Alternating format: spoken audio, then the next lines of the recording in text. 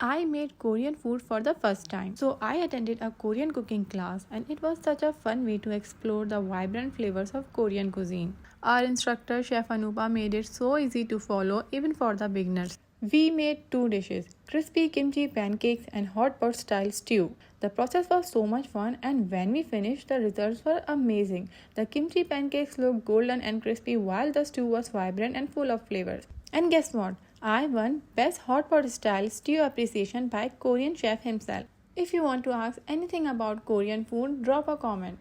Thanks for watching and I will see you in my next vlog.